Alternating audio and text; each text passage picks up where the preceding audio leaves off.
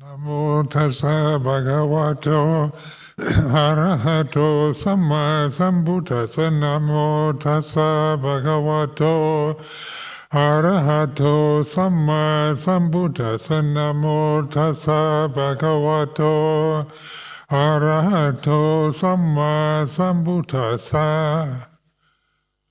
Aparuta de sangamatassa tawara e sodavanta bamunjantu satang.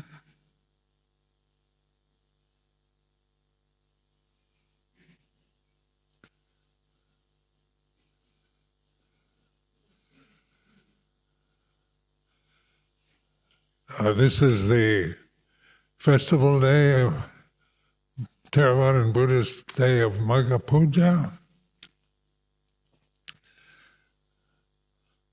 the third full moon in the lunar calendar, and this in Thailand is highly celebrated. And Wat Pa Pong, when I lived there, and when established non-Ajahn, many people would come on that day. Disciples of the different monks from branch monasteries would assemble in this tradition of and they were all arahants, 1,250 arahants at the time of the Buddha. At the time of Luang, I don't know how many were. So this brings the subject of arahants, and 1,250 arahants, and they weren't really ordained yet, or they were just recently ordained. So due to listening to the Buddhist sermon, they attain this supreme understanding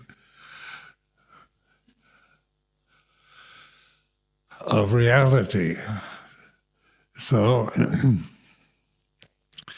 in Pali terminology, reality is Dhamma. Dhamma is, you can translate as reality. Ultimate reality, absolute reality, you can add these superlative adjectives, but reality is here and now. And consciousness is real here and now.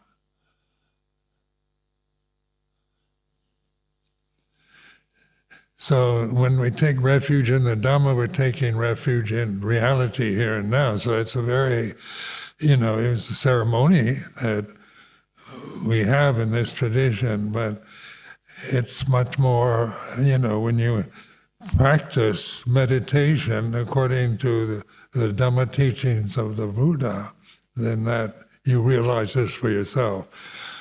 And as it stands now, most of you don't know reality. You think the real world is the sensual world that we experience through the body and the senses. So when people say, the real world, the world is not real. The world that we see, hear, smell, taste, touch, and feel with our bodies, our senses, is not ultimately real. Its very nature is impermanence, changing, anicca. And so this in our lives as Buddhists and in meditators, we practice, we need to keep reminding ourselves, are you really what you think? Are you your thoughts? And these are good questions to ask yourself. Are you really what you think? Are you really what you believe? Are you really a human body? Are you really the body? Are you really a woman or a man? And these are questions that stimulate this awareness, because asking yourself questions, you can't answer it right away. You have to reflect. am I really a man? And according to the view of most Western societies, is your reality is your body and your personality. The real world is out there, and sometimes we're accused of not living in the real world. Living as Buddhist samanas in a monastery is not the real world,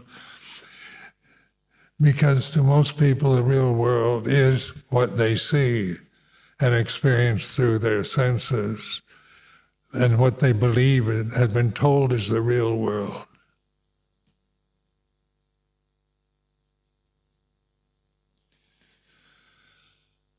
So I've asked myself this many times. I'm investigating. Dhamma Vichaya is a factor of enlightenment.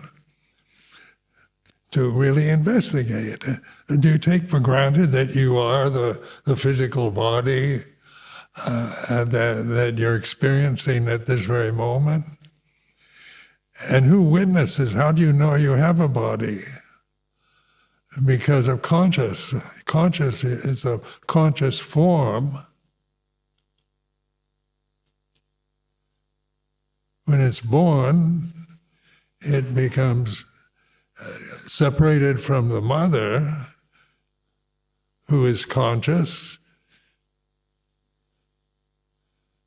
and no doubt in the womb we were conscious, but we didn't have any name or memories or emotion. We just felt heat and cold and so forth. The experience of being that the mother was experiencing would be pretty much our experience. So consciousness is the primal background, the ultimate reality in which the forms manifest.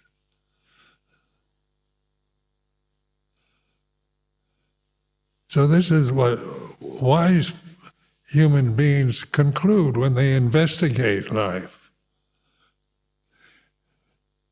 So when we meditate, when we practice meditation, I like to use the word bhavana, which is a Pali word, because in English, meditation is a kind of generic term for any kind of mental training. So, and it's good enough to use. But bhavana is really the investigatory experience that we have of investigating the body, the feelings, the memories, thoughts, emotions, the senses themselves, the senses in the body, the objects of the senses. The Satipatthana Sutta gives very definite instruction on how to do this. To investigate. So this is this winter's retreat. When we established years ago here at Amaravati the winter's retreat, it was because of the English winter, Northern European climate. Is a time where most people find it difficult to travel, and monks have to stay in one place. You know, it's better, you don't want to go on tudong out in the cold weather.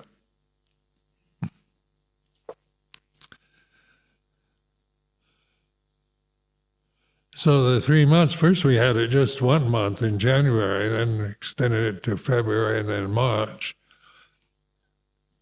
Because it is the climate, the weather, the scenery around us tends to be much more quiet. English winters are like this. They don't have a lot of noise or sound. The trees lose their leaves, the flowers don't grow, and everything becomes much more pale, not so colorful, not so attractive to our senses. And so this is a superb time to go inward, to look at the internal, So Upanayaka Dhamma means to go inward, not look for the real world through your eyes or through your beliefs, your acquired conditioning, but through direct experience.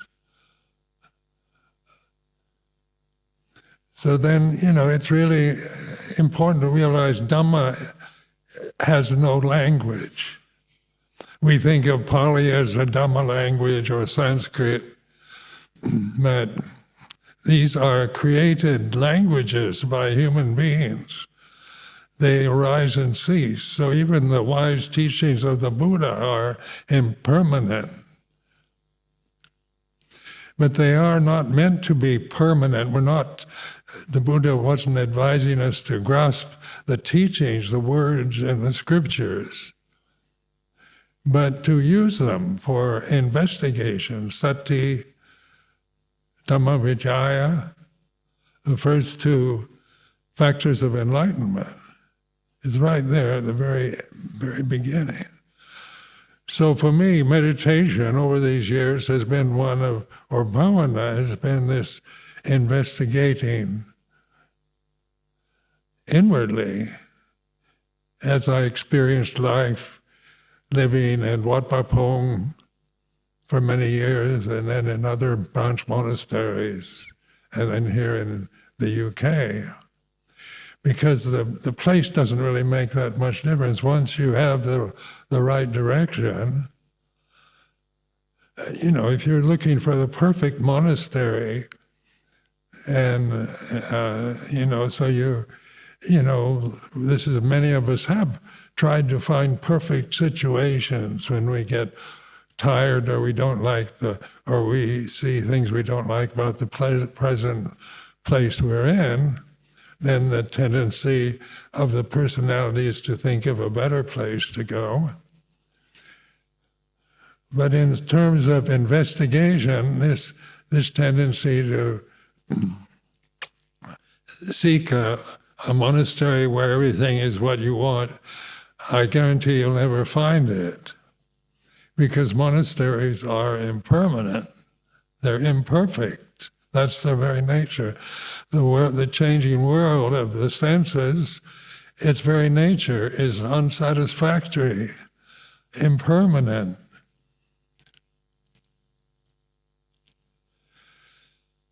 So it has peak moments. We fall in love with somebody, and then we fall out of love with somebody. We like to be praised, receive accolades and awards, and we don't like to be criticized and disparaged or rejected.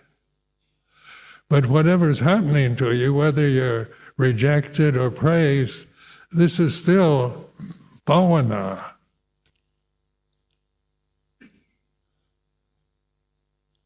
It doesn't matter whether you're really being rejected or praised, given awards, accolades, or you're despised and rejected.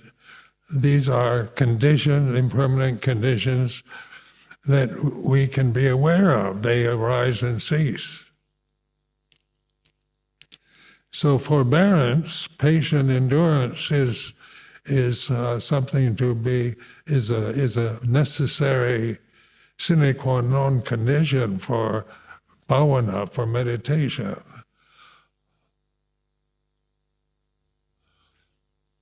In my experience, living in Wat Pah Pong, just as I've explained many times, the adjustment to different culture, learning another language, and diet, and everything was experience of frustration or irritation. I felt attracted to Wat Pah Pong. I felt a kind of innate trust in Luang Por Chah as a teacher.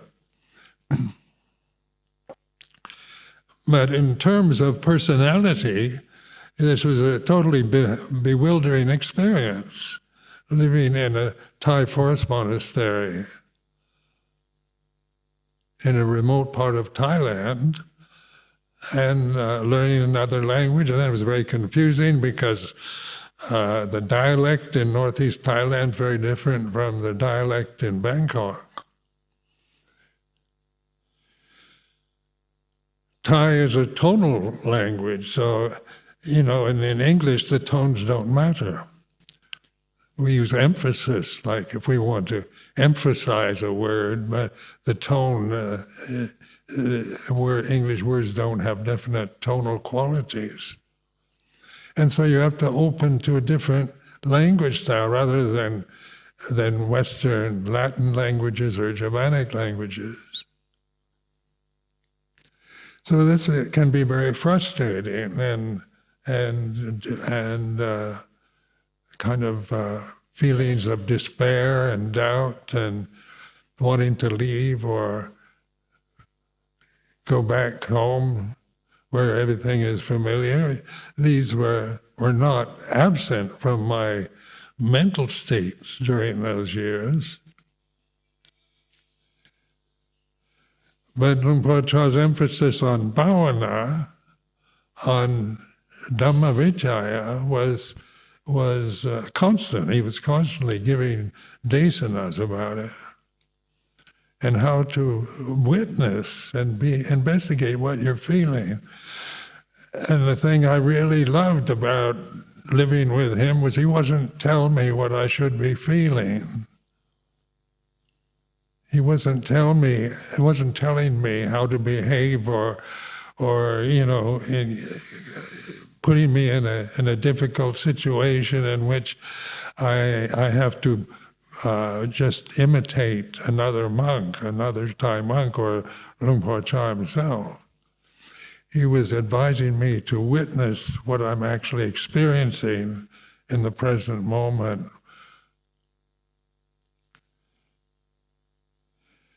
And then you ask yourself, what is aware of your feelings in the present moment? When you feel offended by somebody, what does that feel like? And that takes patient endurance, because usually we get carried away with our habits of feeling rejected or bewildered or disappointed, and we carry on like that, or we distract ourselves. But in bhavana, we're actually looking at this feeling of being offended.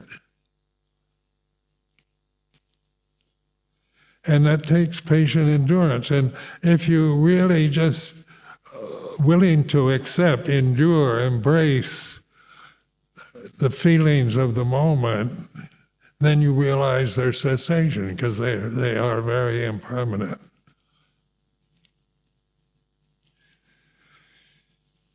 So when a feeling of being offended ceases, what's left? If you're not thinking of something else to do, or who to blame, or blaming yourself or whoever you feel offended by, is conceptual proliferation. It's getting caught up in our thinking mind, very personal attitudes that we should forgive, let's not be petty and mean-hearted, we should just spread loving kindness. And those are the skillful, positive thoughts that we might cherish. Doesn't make any difference. And on like that. So the intellect, it gives you a lot of good advice, but the intellect doesn't feel offended. It's the emotions that you're witnessing to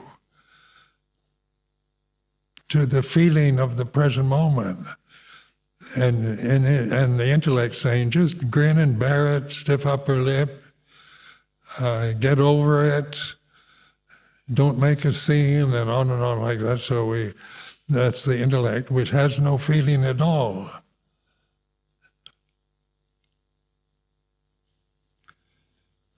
But we must remind ourselves that we're not what we think or what we believe. We're not the emotions that we experience, but we're the witness, the puto, the witness to the emotions.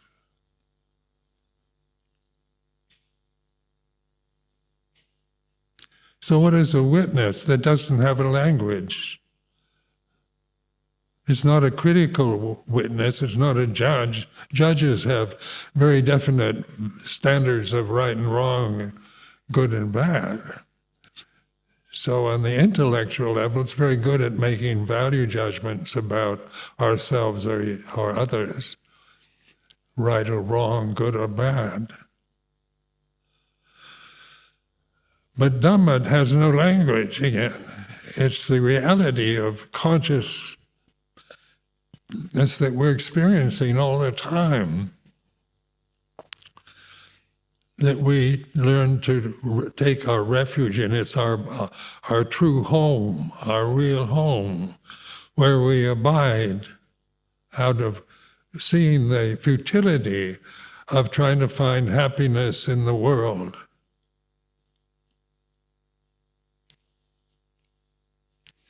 Happiness in the world, one can find it. There's certainly happy moments in worldly life and success and being, making a lot of money, traveling to fascinating places and meeting compatible friends and on like that. So happiness is experienced through these forms.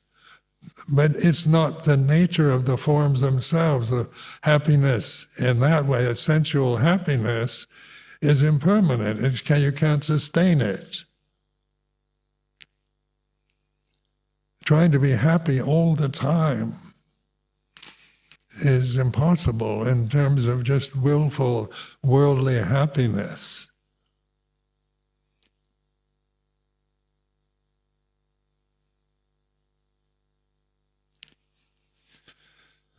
But what is always present is awareness of happiness when it's present. When it ceases, then it's like this.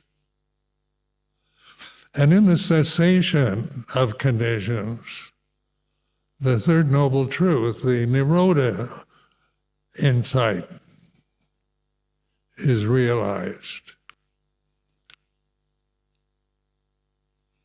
Where Nirodha doesn't have a language, it's silent. It's empty. You can say it's empty, but it's also like effulgent. It's full. It's luminous.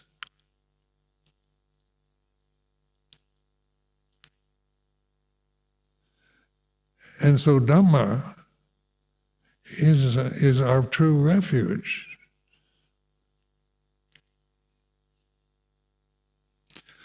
And the teachings of the Buddha, the Four Noble Truths, the Satipatthana and other suttas they're not doctrinal teachings about belief. But when you really appreciate these teachings established through the Pali texts that are available,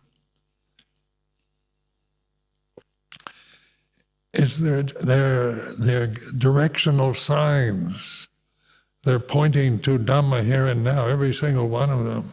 They're not about believing in Buddhas and Devas and Brahmas, the Buddhist cosmology.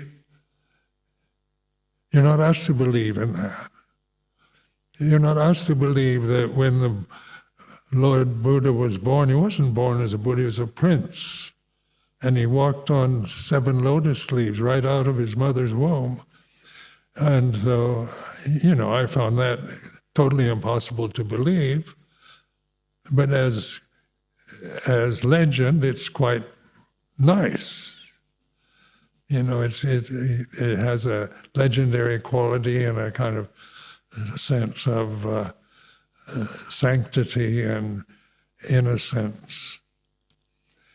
But this is what you find out for yourself. You're not asked to believe that.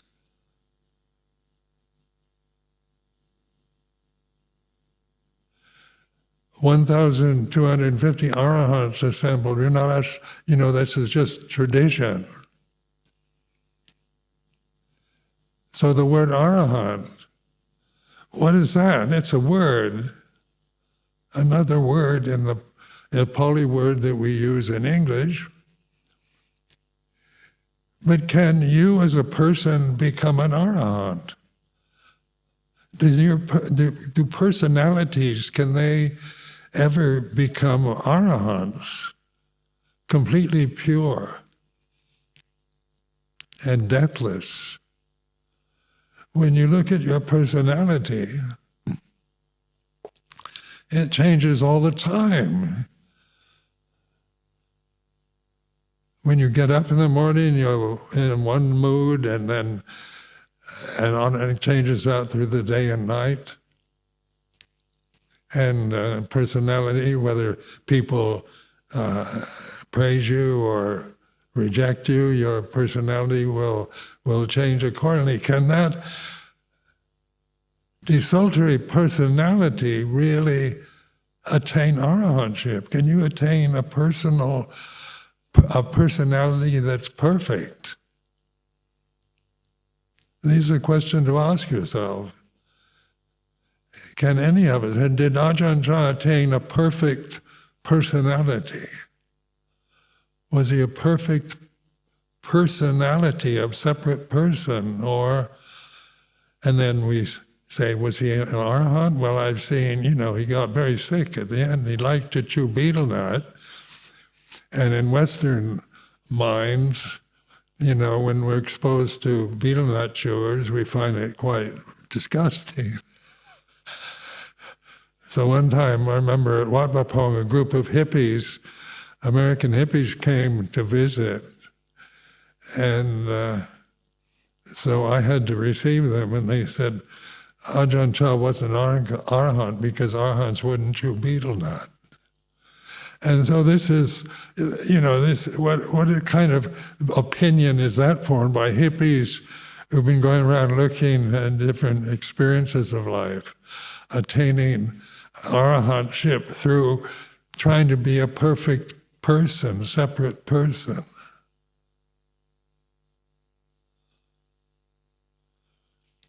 So one time somebody asked me, does Buddhism have a sign of a completely normal human being? Is there an image of a completely normal human individual? And I said, oh yes, there is. And they said, what is it? It's called an arahant. An arahant, and is completely natural, abides in the Dhamma, awareness here and now, sati, some Dhamma vichaya, here and now.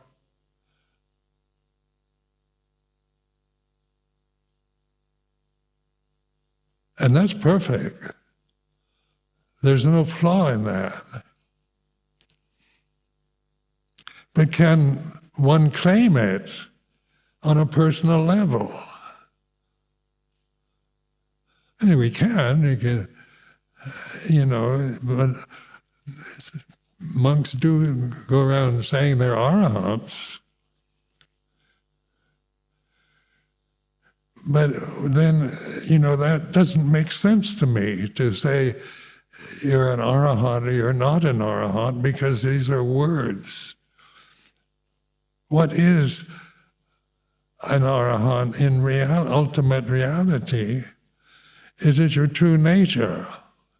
When you really trust and abide in awareness, conscious awareness, this you can trust. It's what you really are. It's pure. You never get stained or corrupted, even though on a personal level we can be stained and corrupted. But on the ultimate level, they can't stain or corrupt the Dhamma. And so is Dhamma just another ideal, a kind of abstract metaphysical word that we believe in? Is that what Dhamma is? Or is it apparent here and now? Every morning, evening, the chanting, Santiti Kodama, apparent here and now, timeless. Ehipasiko, come and see for yourself. Translated, I think, here in Amaravati is encouraging investigation. Investigate and find out. Don't linger in the shadows of worldly perceptions, concepts, and ideas. They might be very good or very, positive.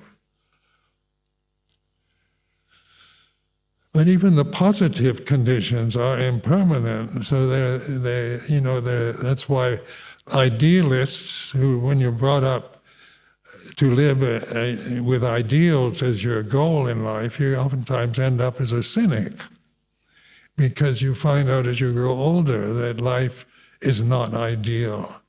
The world, the material world that we identify with is not ideal. And it never will be ideal, because its nature is to change. So it's ultimate freedom to realize one's true nature. Because so many of us suffer from identifying with what's totally unsatisfying, looking for satisfaction in the future, or remembering past experiences where we were really happy. We can live in the past. I remember when I was a young man. I remember when I first went to Wat Pah Pong. Now my memories of Wat Pah Pong are all positive. When people ask me, I must have really suffered the first year, I can remember that I did, but that's not how I regard that first year. I regard it as being just living a life of a samana, some kind of meaning and purpose, and encouragement to investigate conscious experience within the boundaries of the Dhamma Vinaya. Is a chance of a lifetime, given to an American in a remote part of Thailand, northeast Thailand, Ubon Ratchathani.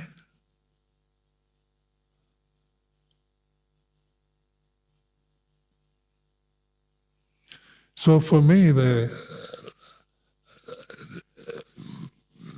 my monastic life has always been investigating, using the experiences that I have of praise and blame, success and failure for investigation.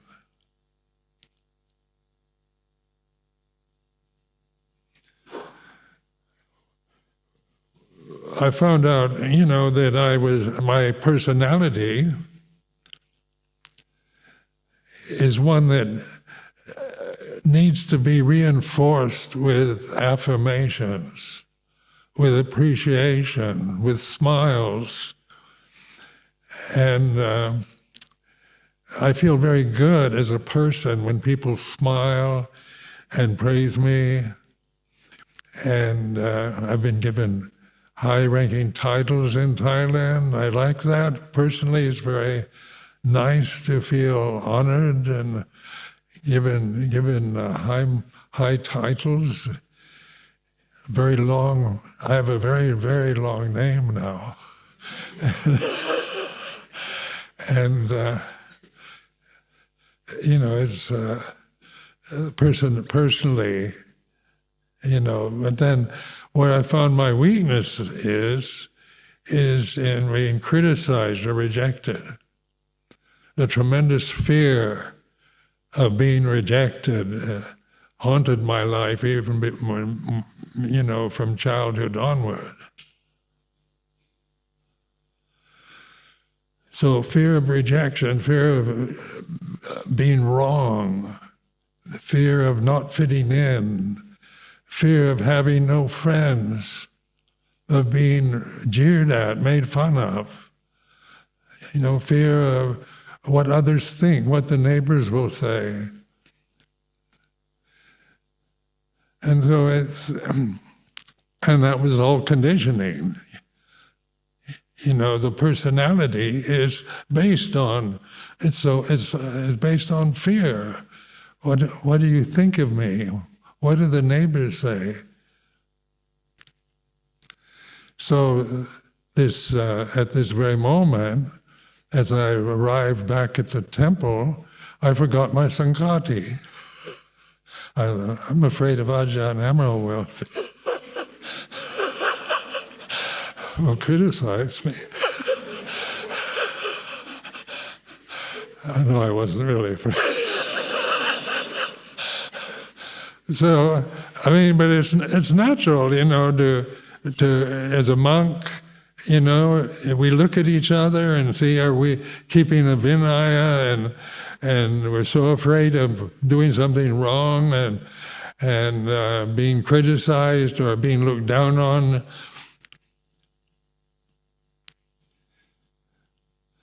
And this is personal, this is personality. So how to relate to those events, even when they're happening before, even though they might not happen that often, be rejected or criticized. When they do happen, it's like this. And that takes forbearance to receive criticism, whether it's justified or not.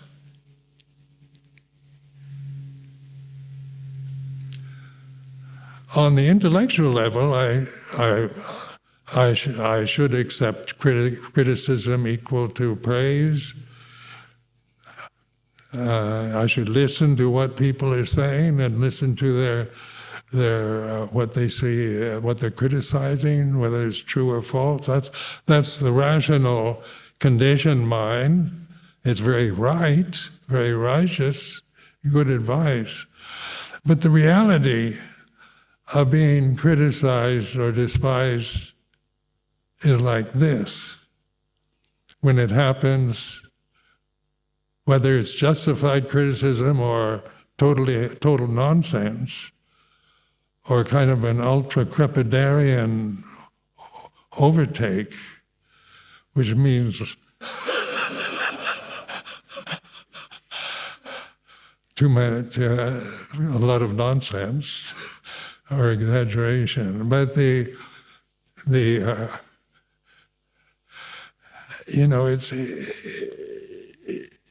learn from that. You learn how to endure, forbear.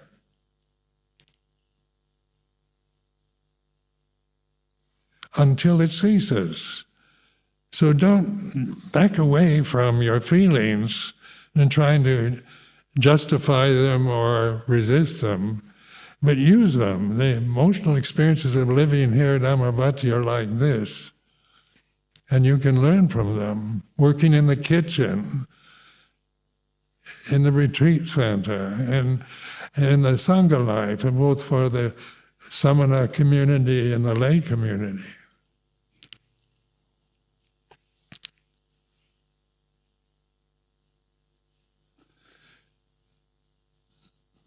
Because you find your freedom lies in not grasping. So when we forbear, when we're patient, things cease. If we don't usually we distract ourselves. If we're upset, we find, we can indulge in eating or smoking or drinking or watching television or calling your friends on the phone or doing something, gardening, anything to get away from the unpleasant emotional fears or problems of the moment. But the Buddha is actually encouraging us to witness them, to see the cessation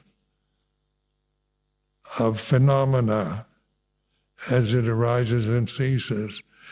And that which is aware of phenomena is not a phenomenon. So, conscious awareness is not a phenomenon. It has no beginning or end.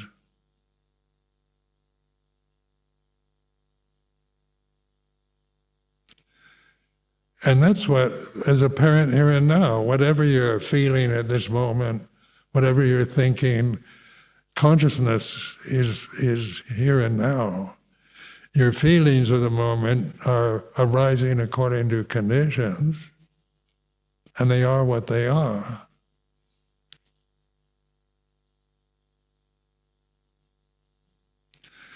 So bondage is the way we've been conditioned. We bind ourselves to imperfection, to the body. Human bodies, all bodies are imperfect because they're changing, they get sick, they get old. They become disabled. And so, to identify with it, and that's what we're conditioned to do, when we're told.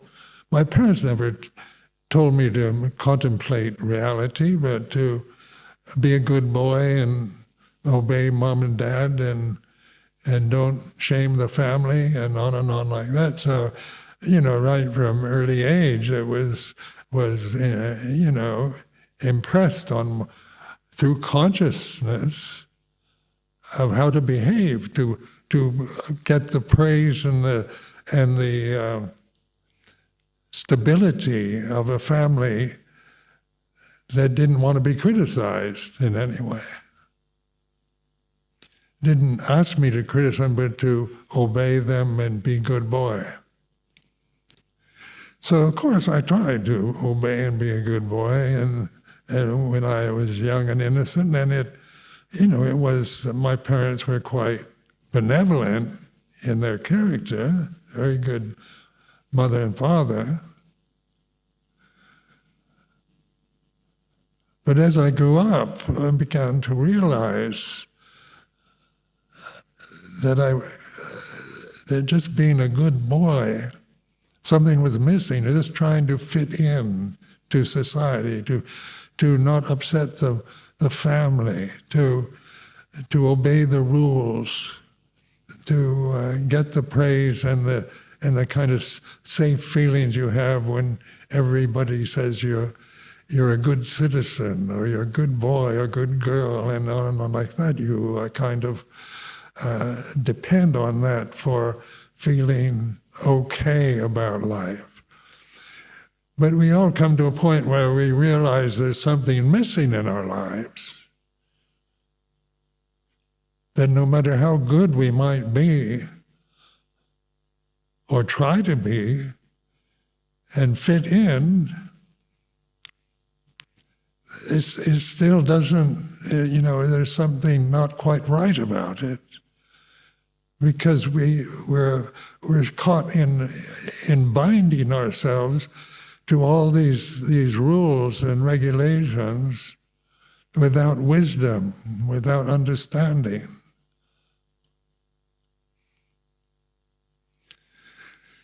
So in bhavana, or meditation, we are investigating experience as we are, because experience is always, it's always here and now. You don't experience the past or the future.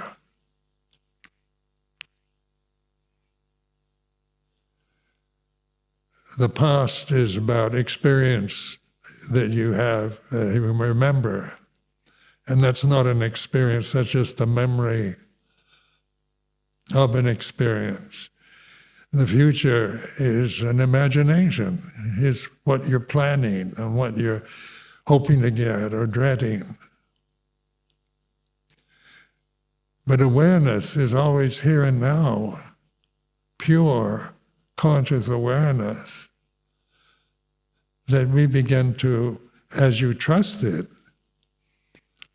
and investigate experience, how impermanent experience is. Can you really experience conscious awareness? Is that an experience? Is mindfulness an experience?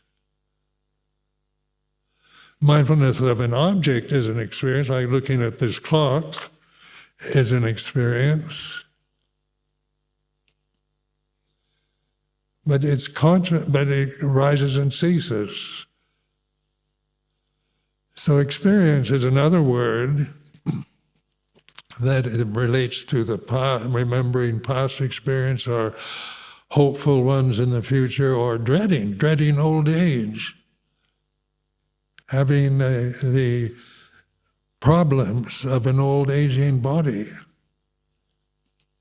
Is one can feel, a sense of my purpose in life is over, I'm an old man, I can't walk very well, and on like that. We can whinge and moan about how unfair life is, and remember our past when we were youthful and vigorous.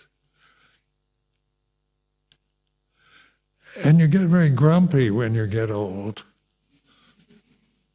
because you're so dependent. You need others to help you. You're very dependent on it, and the personality isn't accustomed to that. As a person, you're used to being independent. I can do it. I don't need you. I can take care of myself. And so then the mental states, when you're limited, you become disabled and so forth, you tend to grumble about it, about being a nuisance, about being no longer necessary, wanting to die, get it over with, or maybe fear of dying. But witnessing grumbling,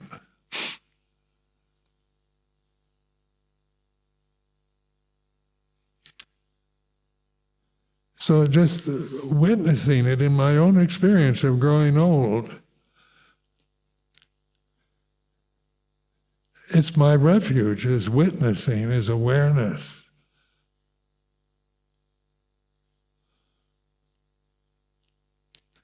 And that is non-suffering.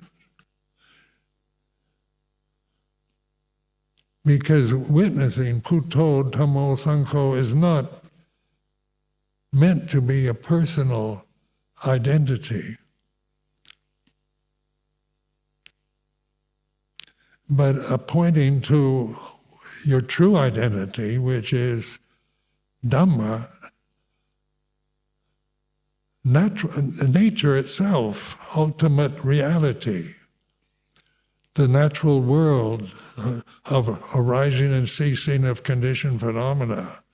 So the Buddhist teachings are all pointing at what's natural, and yet the suffering that we experience is always attachment, binding ourselves to what is unnatural, changing, unstable, uncertain. And that's why there's so much fear or grumbling or resentment, misunderstanding why there is a war in Ukraine, and American politics is endlessly kind of whinging and complaining about right and wrong by politicians, because they can be very righteous when they give public talks. But righteousness is also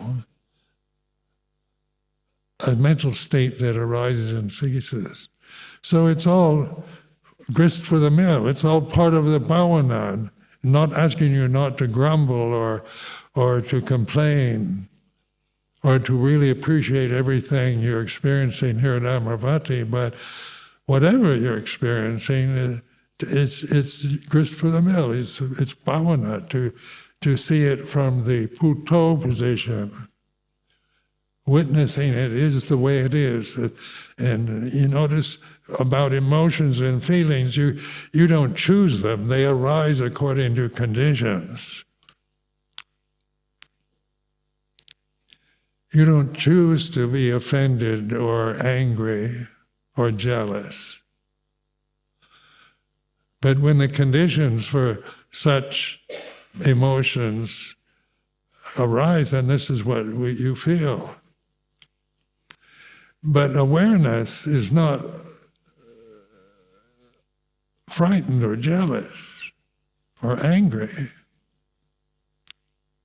It's pure liberation, not bondage, not binding ourselves to unsatisfactoriness, to what's imperfect. So the real world is not a world that we believe in or have been told to believe in. But the ultimate reality is not a world, it's not a condition, it's not a phenomenon. It's here and now, and this is what you really are experiencing. And as I was asking before, can you experience conscious awareness, mindfulness? Or is that just natural? And so when modern scientists and psychologists try to understand consciousness through defining it or investigating the brain and where does it arise, and consciousness is right here and now, and in the scientists who are looking for it as an object, to actually understand consciousness through words, through concepts, where you don't need words, concepts to be conscious here and now. It's like this. And when I do this, then goes the silent sound of silence, this kind of blissful silence is pure, uncritical, and it's the end of suffering. So in bhavana, in old age, when you feel you're grumbling, when the grumbling conditions arise, do I grasp them, okay, or try to get rid of them, or trust in awareness, and they go immediately? They're very impermanent and not self. They're not a separate person that I have to train to not grumble, but grumbling, complaining, criticizing, fearing, and all this are conditions, are phenomenal, but they're not what any of us are. So I offer this as a reflection.